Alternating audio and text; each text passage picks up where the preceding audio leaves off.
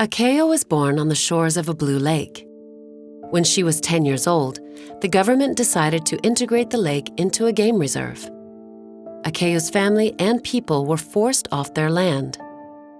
Their grazing pastures were seized, resulting in the death of many of their cattle. Deprived of their livelihood, they had no choice but to resettle elsewhere. Development was the word the government had put forward when the project was approved. The game reserve was to attract foreign capital, which would then be injected into the local economy. Yes, the project presented the added benefit of protecting some land, but at what cost?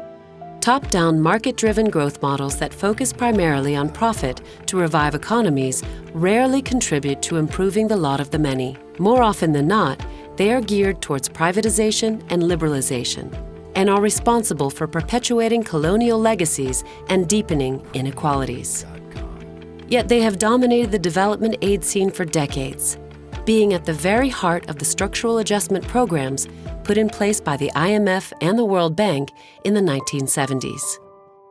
Alongside this approach to development, or better said, ill development, another model is possible, one that is centered on people, based on self-determination over their own wealth and natural resources, and compliant with all human rights.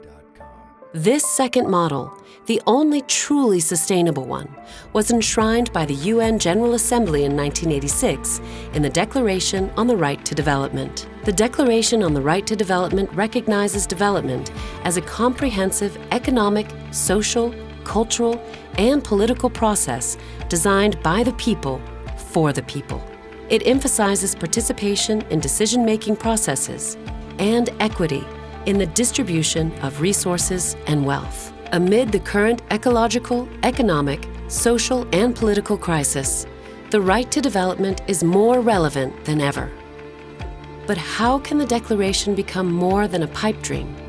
The priority is to make this normative framework a justiciable right in international treaties. It is, in fact, this mechanism that can enable Akeo's people to regain their rights over their life and land.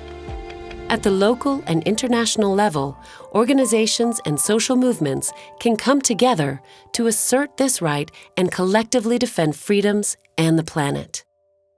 Will you join us?